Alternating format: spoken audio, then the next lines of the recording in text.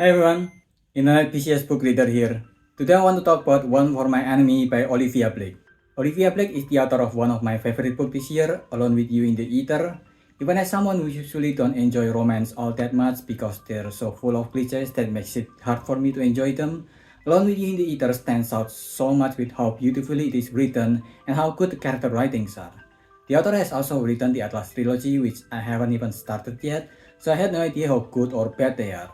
But they're so long and I have so much book that I want to read that I keep delaying reading them with other titles. This book is basically another one of those delays. The book weirdly started off with character introduction that makes it feel like it's from a play instead of a novel, and this vibe got stronger because there are even some staging and inventory list later chapter. And just from the character introduction, it feels so much like a Romeo and Juliet with two rivaling criminal family, the Fedoros and the Antonovas, which if it's not clear enough that the book is a modern retelling of Romeo and Juliet, the author even quoted Romeo and Juliet on the opening of the first act, not chapter, act, because this is a stage play adaptation. Romeo and Juliet, in case if there's anyone who somehow doesn't know, is a stage play written by William Shakespeare, perhaps the god of playwright.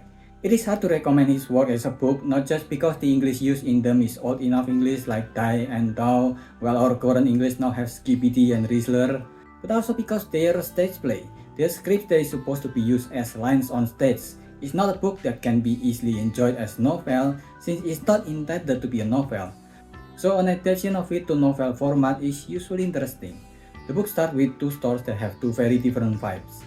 Baba Yaga, a secret shop selling various handmade stuff that somehow stay hidden despite getting a raving review on Yelp. Meanwhile, across them there's the Kosei, an invite-only store where even if people manage to visit, the store items are not only very expensive, but always out of stocks of everything with every items already reserved for someone else.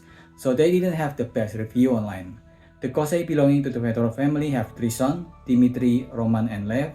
The book depicts them as the sun, the moon, and the wave, which set the stage for how dramatic the storytelling can get perfectly. Then Baba Yaga belonged to the Antonov family who have 7 daughters. The book opens with a gruesome confrontation between the two families. When Maria, the eldest of the 7 Antonov sisters, visited the Fedorov trio, the Fedorov seems to have been selling drugs from Baba Yaga behind their back, even upcharging their price. So Marcia forced Dimitri to add one of the drugs.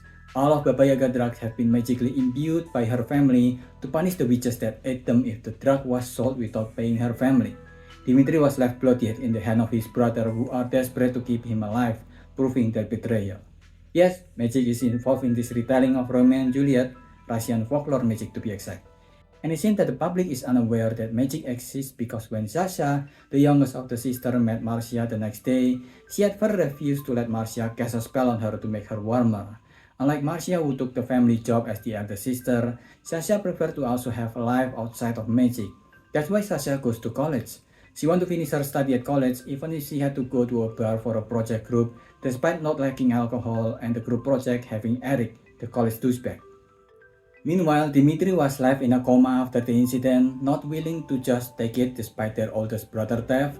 Roman and Lev went to their father, preparing for revenge. They still want to avoid bloodshed despite what the sisters have done to Dimitri, so they went to their father Kostya the Deathless, a fixer for the witches. They work together to make a plan to try to reveal that the Baba Yaga has been selling magic drugs to non-witches, to college students, which is against the witches' rule. Yes, there is a governing witches organization and government like the High Table from John Wick. They make sure that people don't find out that there are actual witches by making sure both words don't clash too much, and selling lesser magic drugs to normal students is definitely illegal in the world of witches. So to make this plan work, the youngest brother Lev might have to hang out with college students to infiltrate the scene. Since based on Romeo and Juliet, I think it's very clear that Sasha and Lev will meet each other. And the bar where Sasha group project is ongoing, the Misfit, is also where Lev had to go to blend in with the young people his age. Inside the bar, it didn't take long for Lev to stumble into Sasha, quite literally. She was fighting off Eric to stop him from buying her more drinks despite her already feeling the intoxication, and their fight caused her to bump into Lev. Lev fought against getting involved since he was there to try to blend in, but their fight was right next to him and he can't just pretend to not see it. So he tried to stop Eric, but Sasha proved herself to be able to handle Eric just fine with a nose-breaking hook. Sasha didn't know that Lev is from a rivaling family and vice versa, but during their short walk together, they at least both knew that they were just familiar with magic, they had a great banter and chemistry with each other, and then they share a kiss that makes them decide to get each other's number in order to meet up again. They separate feeling the heights of new possibilities of a relationship, but Yaga, their mother, is pushing Marsha to let Sasha be the one responsible for pushing drugs at college since she was a student, while Lev looked at the number he just received from Sasha giddily, only to look at the safe name number who is Sasha Antonov, his family enemy. Their family actually didn't start out as enemy. When Baba Yaga is still known as Maria, her husband Antonov and Lazar Fedorov, who is known also as Kosei, was good friend. Their eldest sister Marcia and Dimitri are even close enough to almost be with each other. But Maria knew that Kosei wanted the richness that the Antonov family have. He showed this even more after Antonov died, so Maria started building her store and business to protect her daughter. With a push from her mother, Marcia also decided to break her starting relationship with Dimitri in order to protect the family from Kosei and focus on building the Baba Yaga business.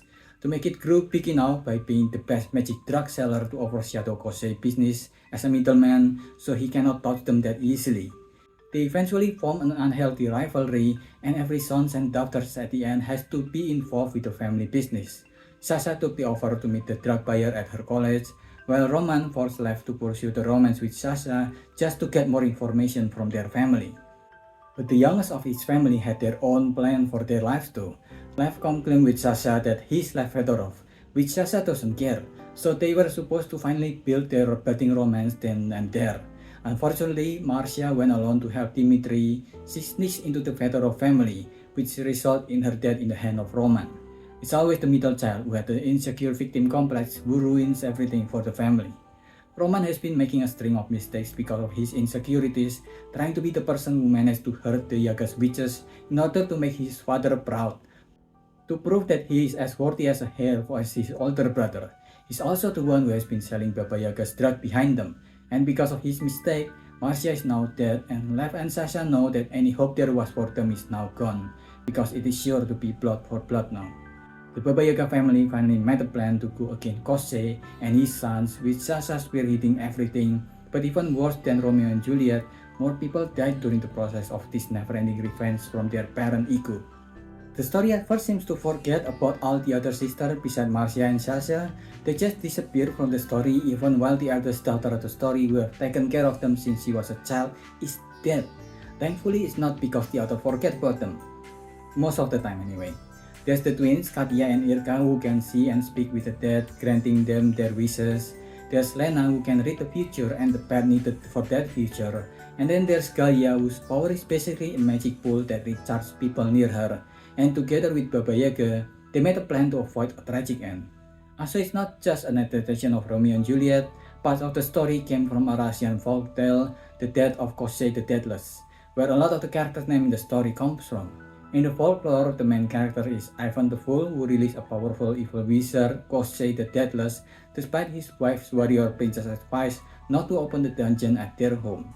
The warrior princess is named Marcia, and with the help of Baba Yaga, they defeated Kosei. Ivan also dies in the story, but was revived.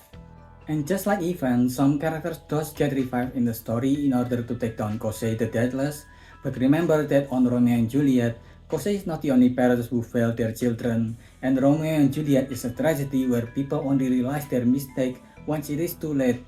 So at the end of the story, is there enough magic to fix a looming disaster caused by bad parenting with too much ego to love their children? Or will this book also end up as a tragedy? You'll have to see it yourself. There are little flaws here and there, like how the character transition can be a bit too fast, and a lot of the characters are very underused. I don't know if anybody's counting, but the sixth sister only make like one appearance at the end of the story. It doesn't really matter if she's in the story or not. At least the other four sisters beside Marcia and Sasha had something to do, even if it's not too much. But despite everything, it's still such a fun book to go through. I read this in only one day, and most of that without taking a break between reading. It also still has that great mastery of English language that Alone With You in the Ether have, even if it's not as much or as good. If you want romance, this is a good story to go to. I highly recommend it. I give this a 4. What do you think? Let me know if I miss anything, so leave your thoughts in the comment below and subscribe to the channel. That's about it. See ya.